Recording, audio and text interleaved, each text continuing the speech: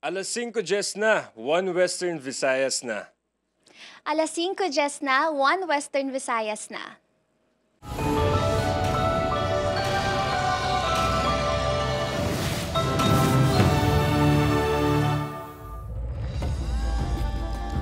Mga balitang atong tutukan subong nga Martes, pila ka mga biyahero sa Iloilo kag Bacolod City naghingagaw sa pagpauli sa ilatag sa kaprobinsya pila ka oras antes ang Pasko.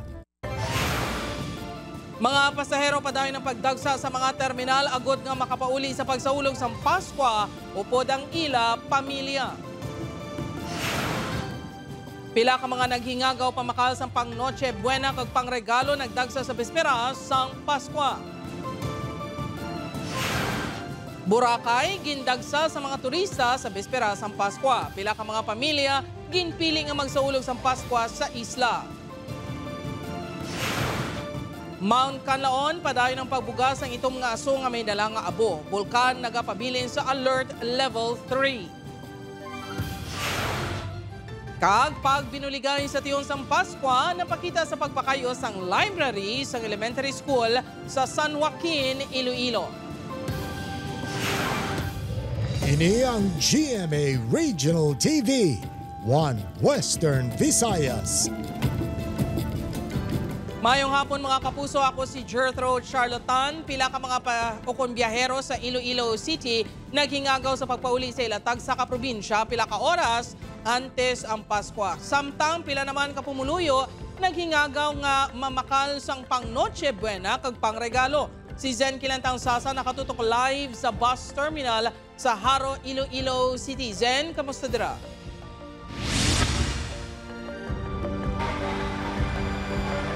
Jared, pila ka oras antes ang Paskwang, may mga naghingagaw pa nga magbiyahe, agod maka-enjoy sang Noche Buena upod ang ila pamilya. Temprano pa kainas ang aga sa downtown area, mabatyagan na ang Christmas rush bangod may mga naghingagaw pa nga magpamakal sang inogregalo kag pang Noche Buena sang ila pamilya. Bangod naglikaw ang mga inisang kagutok sa trapiko kahapon, subong nga adlaw nagpadulong sa mga shopping center para mag last minute Christmas shopping. Isa si Adel Marie nga nagbakal sang Christmas gifts kag cake antes magpauli sa Igbaras. Grabe yung traffic, ma'am. Kag damo-damo gid yang taho do ka do hindi kaya makapamakal mayo mo na balati subok lang ko yung nagbakal, ma'am. Ang iba na naghingagaw man nga magbakal sang prutas agud may dugang nga handa sa Pasko. So kami ubra ko, busy ate. Halos ubusay naman ang baligyan ng isang lechon sa distrito sang Arevalo. Doble ang ginsaka sa presyo sini. Nagabili 10,000 to 20,000 pesos ang presyo sang lechon, samtang ang lechon belly yara sa 3,500 pesos to 4,000 pesos. Sa mga hindi makasarang sang bilog na lechon, 800 pesos naman ang kada kilo.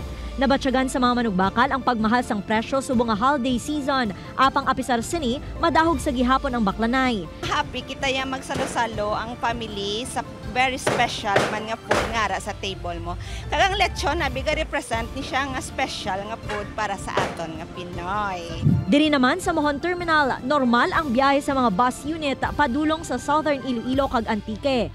Kada napulo ka minuto nagahalin na ang bus bisan hindi mapuno bangod madamo pa sa mga pasahero nga gina-pick up sa dalan. Ang pamilya ni Manang Emily nalagyo sa Mount Canlaon kag maselebras sang Pasko sa pamilya sang iyabana sa Antique. Bakasyon sa ila ho, wala pa kami kakanto, taga-diragin siya sa Kulase.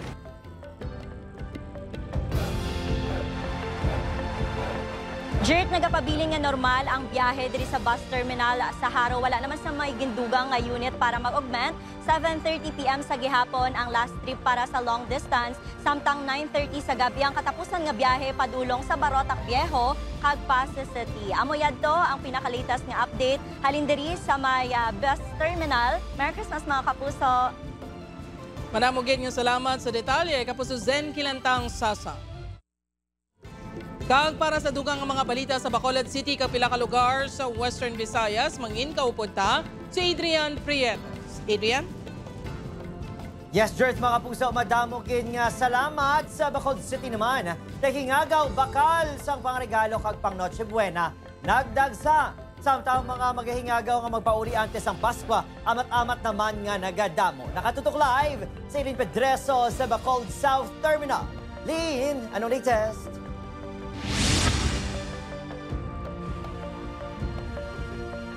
Adrian, mga kapuso, sa sininga mga oras, dagsa na ang mga nagapadulong ang mga pasahero diri sa South Terminal sa Bacolod City agud magpauli sa ila sini pamilya sininga Paskwa. Talalupang doon nga madamo pa ang nag-last minute shopping sa downtown area sa Bacolod City. Kalabanan sa mga naghingagaw pamakal ang mga wala pa sang tiyempo bangod may trabaho. Si Jimmy, nakapamakal na sang regalo para sa pamilya. Gani subong adlaw, gift to self naman kuno ang ihatag niya. Sakon lang yan. Bayo kag short eh. Barato di mo. Apisar gutok na, madamo gihapon sa mga manugpakal nga nagapadulong, bangod mas manubo diri ang presyo. Barato, kag damo kami mabakal. Hindi ka masaman sa buong. Pila budget mo? Gamay lang man. Sapatos, siya kag kinanglanon niya sa Christmas. May bargain items nga swak sa budget, ilabi na sa mga nanay nga luyag magregalo sa ilang mga anak. More subong gabakal sa amon, mga bargain ng 3 for 100, 2 for 99, mga amo-amo lang na siya, basic lang. Tapos mga toys, more sa toys man. Samtang may naghingagaw man sa pagpamakal sa Noche Buena kaangay ni Norman. Na-prepare na. Chicken ham, ng pork ham, dason fruits. Kag ano pa to, amon ang major, ibang dugangan na lang to. Madahog man ang mga pang-spaghetti kag salad.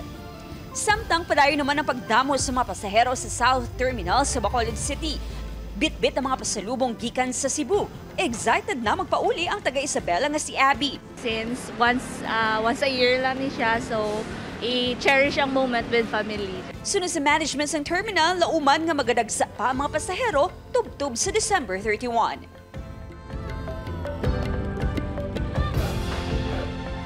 Ako naman masiguro ang seguridad sa mga biyahero, may dugang security personnel sa sagwa kag sa sulod sa terminal. Gani halong sa pagbiyahe mga kapuso, kag Merry Christmas sa inyo tanan. Merry Christmas man sa imo, Adrian. Balik sa imo. Maraming salamat, Aileen Pedreso.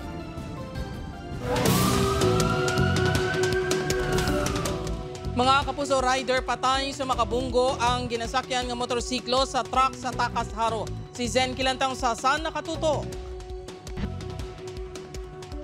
Naglinapta pa ang inughanda sininga spaghetti kasunod sang pagsuhot sang isa ka motorsiklo sa 10-wheeler truck sa barangay Lanit Haro, Iloilo City, kainas ang kaagahon. Bangod sa impact, nagtabog sa dala ng 27 anyos nga rider nga ginkilala kay Vicmar Villanueva. Ginkilala naman kay Ronald Lara ang driver sang truck. Sa investigasyon sang kapulisan, nagsugat anay sa lugar ang truck nga pasulod sa Iloilo City, kag motorsiklo nga base sa report padulong naman sa Pasay City. Naglapaw sa piyak nga lane ng biktima, kag nalabot ini sang truck. Nahibaluan nga may utod nga porsyon sa semento sang dalan sa ginuntaran sa aksidente nga ginapatihan ginlikawan sa biktima. Ginhingagaw pang madala sa ospital ang rider apang ginbawian ini sang kabuhi. Padayon nga ginaimbestigahan sang kapulisan ang insidente. Ginpahayag sang Iloilo City Traffic Enforcement Unit, mas nagdamo ang mga aksidente sa dalan bangod sang wala tuong nga Christmas parties, gatherings kag mga reunion subong nga holiday season. Heavy traffic kita, that is why ang cause ng aton nga vehicular accident makikadamo tungod sa kadamaan nga nagadali, no? Nga nagadali man nga makalusot sa traffic para makapangagaw man pangumpras ang ilang kinananon sa ilang panimalay. Pahanumdum sa otoridad sa mga motorista nga doble halong sa pagmaneho. Dapat man kuno nga likawan ang pagbiyahe kunyara sa impluwensya sa makalubog nga ilimnon. Kung pwede, kontrolon ang pag-inom, no? Kag kung feeling na nga nasubrahan na sa pag-inom, mapahuway anay before magpauli, no? Hindi magdali sa pagpauli nga under sa influence of liquor, lalo na nga hindi na kaya ang kahulugbon. Magluwas sa kaugalingon, nagpahanumduman ng otoridad sa mga motorista nga ipasiguro gid nga maayo ang kondisyon sang salakyan antes magbiyahe para makalikaw sa disgrasya. Lakip sa mga ini ang battery, suga, oil, tubig, preno, hangin, gatong, makina kag goma. Upod kay Romel Porquilla, Zen Kilantang Sasa, One Western Visayas. Arang nagabuko ng sopryo.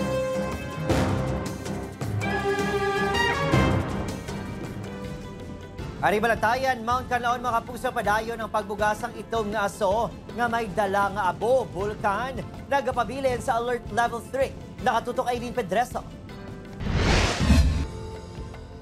Nasundan pa karon nga adlaw ang asod-asod nga pagbugas ng Mount Canlaon sang aso nga may upod nga abo kagabi. Sa time-lapse footage ng Fivox alas 11:37 kainas ng aga, makita ang ash emission sa bulkan.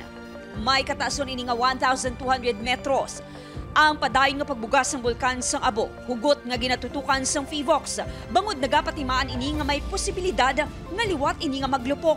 Ini siya nag-indicate lamang ma'am no wala pa natapos ang phase ang aton nga bulkan. May expected naton nga pwede ni siya matabo pa in the coming futures, pwede pa may matabo nga mga eruption. Bangod sa asod-asod nga pagbugas ng bulkan sang Abo, ginapreparahan sa provincial government ang lahar flow. Ilabi na nga may mga tion nga may eksperyensyahan ang pag-ulan-ulan sa probinsya. It is estimated to have a 3 million cubic meter deposit of lahar already.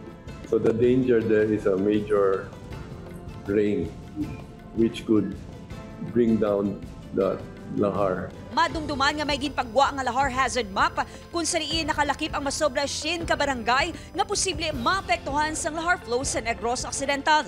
Base sa ginkasugtan sa sinapol sa gobernador, upod ang task force kanaon magapabilin sa 6 kilometer ang permanent danger zone sa palibot sang bulkan.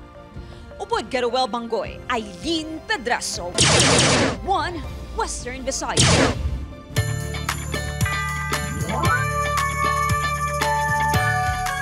Mga kapuso, pag binuligay nga isa sa mga espiritu sang Pasko na pakita sa pagpakayo sang library sa isa ka barangay elementary school sa San Joaquin, Iloilo. Ang istorya sa likod sini hibaluon ta upod kay Kim Salinas. Dako nga bulig sa mga estudyante ang library nga makuhaan sang impormasyon nga kinahanglan sa ilang pagtuon. Diri sa Escalantera Elementary School, may school library man. Apang, hindi magamit bagod nagaserbi manini nga hulot klasihan kag opisina. Magluwas diri, gabok na ang kisame kag may mga litik na ang salog sini. Kakulang sa structure diri or building sa Escalantera Elementary School the same time na nagka-landslide pagid. Gani naisipan sa mga manunudlo nga magpain sang lugar sa ulot klasihan sa riin sara makaplastar ang kabataan sa ila bakante nga oras. Ini ang banig sang kaalam. Subo nga Pasko magluwas sa banig sang kaalam, may gamito na nga library ang kabataan. Bangod, may pila ka mga grupo nga nagboluntaryo panglimpyo, paminta, kag nag-transform sa library sa mga bata. Matapos ang 2 ka semana, ini na ang new look sang library.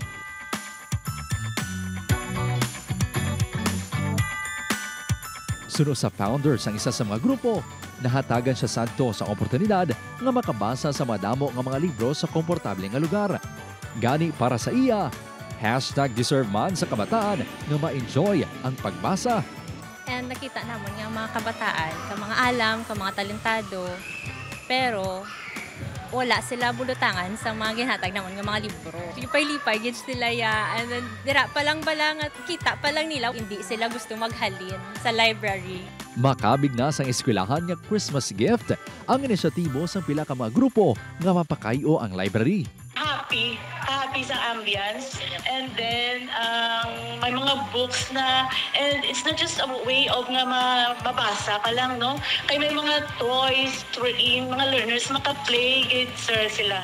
Magluwas sa library, nagpinta man sila sa matahom nga mural sa isa ka building sang bulutuan. Christmas is a season of giving. Kag na pamatud-an sa pagbinuligay sa mga grupo. Na hindi lang sa material nga bagay matakos ang pagbulig sa nagakinahanglan, kundi sa paghatag sang oras kag serbisyo na wala sang ginaekspektar nga kabaylo.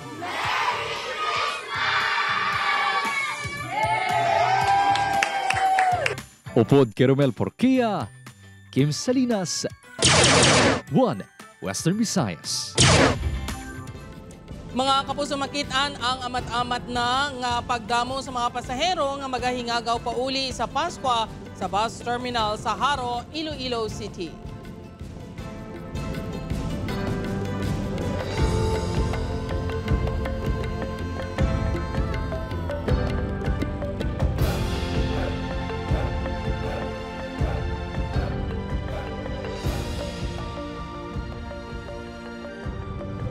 Ini ang GMA Regional TV, 1 Western Visayas. Mga kapuso, ini naman sa karon ang sitwasyon sa Bacolod City. Sa iban pang balita, pila ka mga turista mas ginpili nga magselebrar sang Pasko sa isla sang Boracay. Seguridad sa isla mas ginhugtan pa. Si Kim Salinas nakatutok live sa Boracay Island sa Malay, Aklan. Kim, kamusta dira?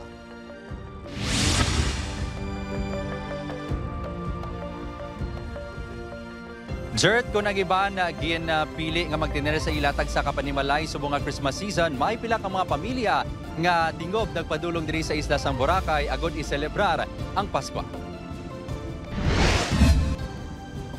Napuno sa mga turista ang Katiklan Jetty Port sa bespera sang Pasko.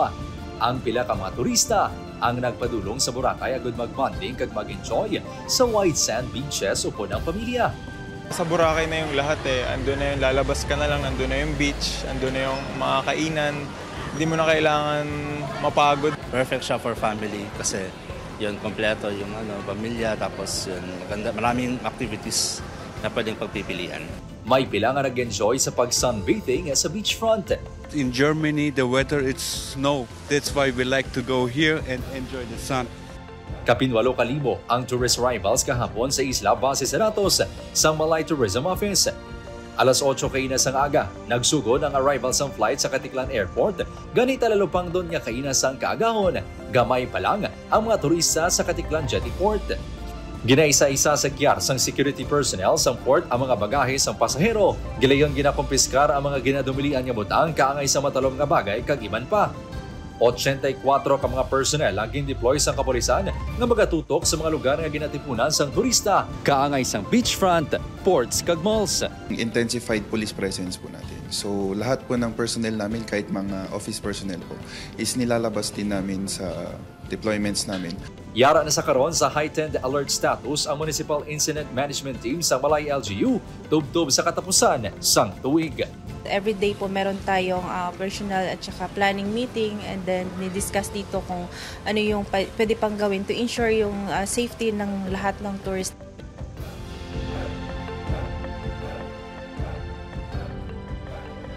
Jert, tatlo kami sa Degalio ang paghihiwaton karon alas 9 ang gabi diri sa isla sang Boracay. Bagay nga pagadugangan sang kapulisan sang Seaboard Patrol Unit kag SWAT ang mga simbahan agod wala na sang may ma-record nga untoward incident.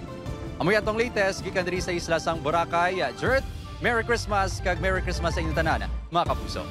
Merry Christmas, Kapuso Kim. Madamo gid nga salamat sa update.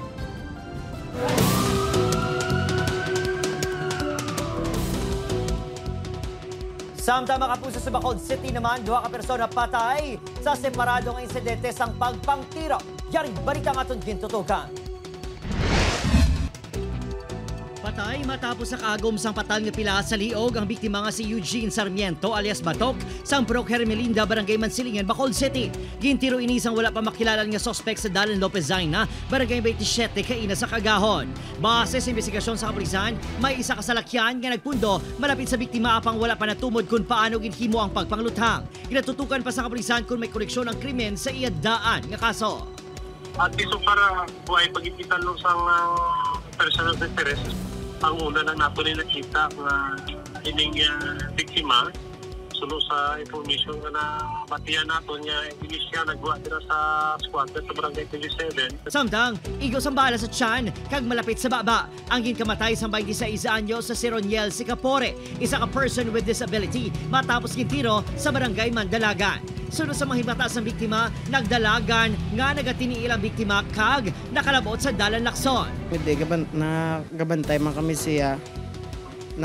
Pagbalik ko sa balay, nakibot na lang ko, nagwa na sa gate.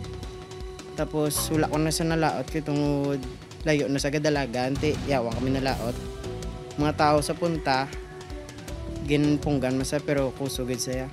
Sa siningat Siangge nga nahamtang mismo sa entrada sa Carmelite Monastery.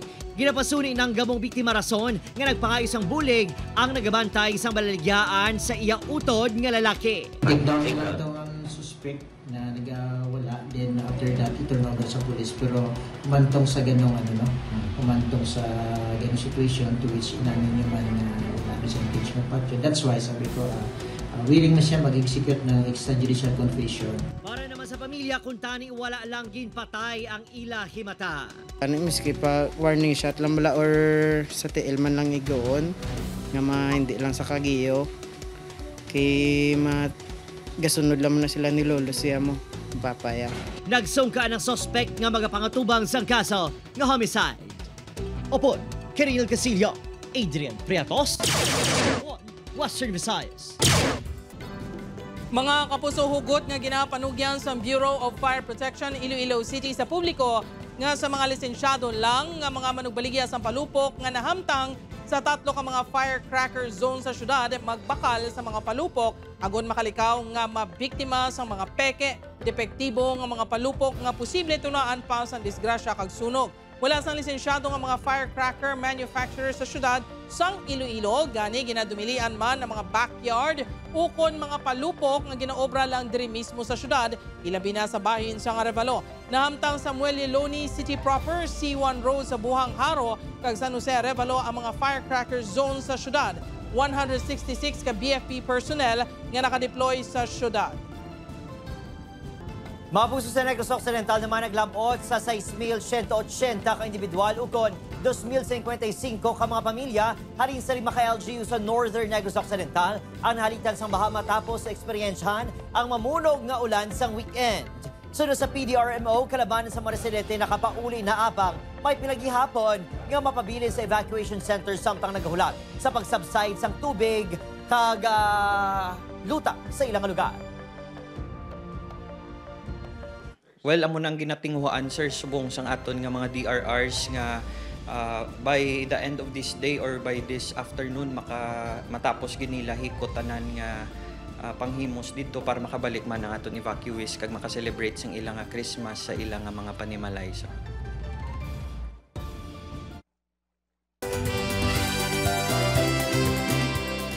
Mga kapuso, siyam ka tribo nga magapasakop sa kasadyahan sa Kabanwahanan sa Dinagyang Festival 2025, ginpakilala na si Kim Salinas nakatuto. Ang Kasadyahan Festival, ang atong nga fun, foodie-friendly festival of festivals, open! Formal na nga ginunsar ang kasadyaan sa Kabanwahanan 2025 para sa Dinagyang Festival sa Domingo sa isa ka mall sa Iloilo City. Ginpakilala man ang siyam ka competing tribes nga nagpakita sang patilaw nga performances.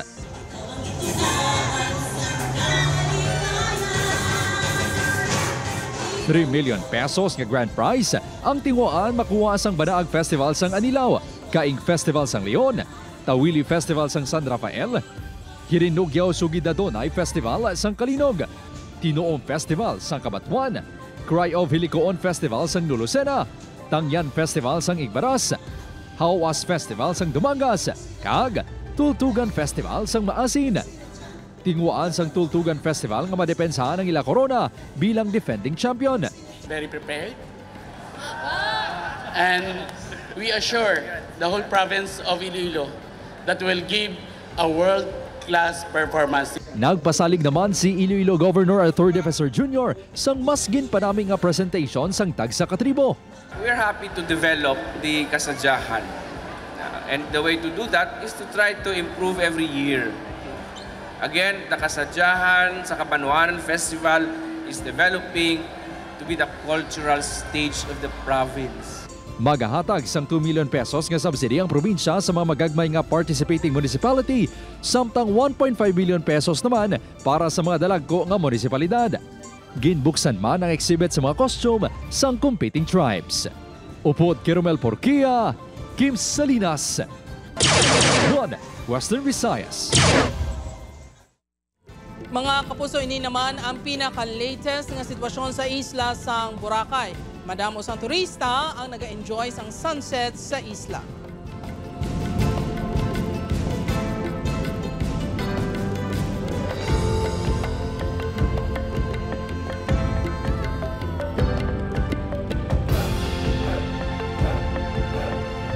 Ini ang GMA Regional TV, 1 Western Visayas.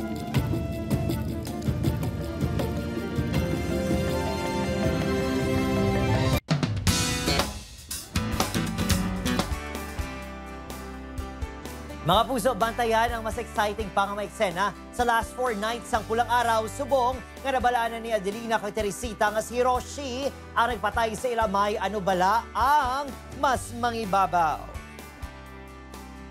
Ang ilang pag-abyanay ukon ang kaake. Masarangan bala ni Teresita nga magbalos kay Hiroshi. Bantayan mga kapusong pulang araw 8 p.m. sa GMA Prime.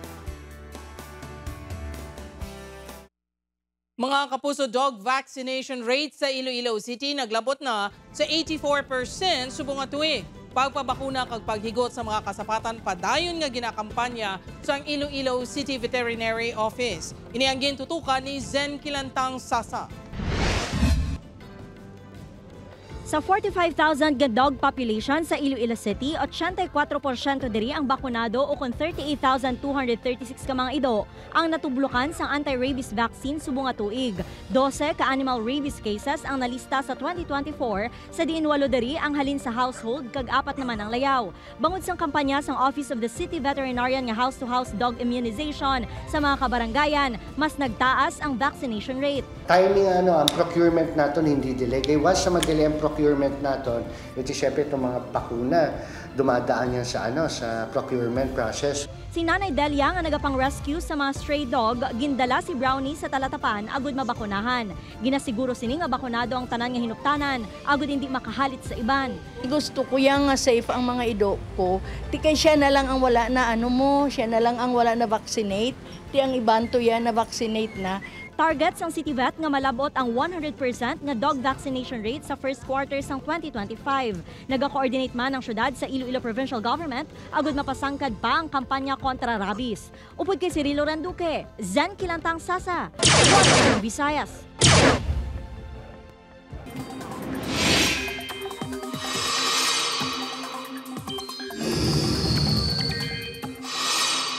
Mga puso, wala na sang may ginabantayan pa ang malaing nga tiyempo sa sulod sang PAR o Philippine Area of Responsibility. Pero may pinaghihapon ka mga lugar nga maki-eksperyensya sang ulan sa adlaw sang Paskwa. Para gihapon ang northeast monsoon o kunamihan, kag shear line nga magdala sa magalumon nga panahon nga may pag-ulan. Basta sa datos sa Metro Weather, may lapta-lapta nga pag-ulan sa Bilog Western Visayas, kinabi na sa bahin sa Iloilo, Iloilo Province, Antique, kag Capiz. May chance man sa pag-ulan sa ibang pangabahin sang pungsod. Mga kapuso, 6 ka oras na lang, Pasko na. Ako si Gertrude Charlatan, ini ang One Western Visayas, bugos nga puwersa para sa mas dako nga misyon, kag mas masangkad nga pagserbisyo sa pungsod. Pangang sumasaya.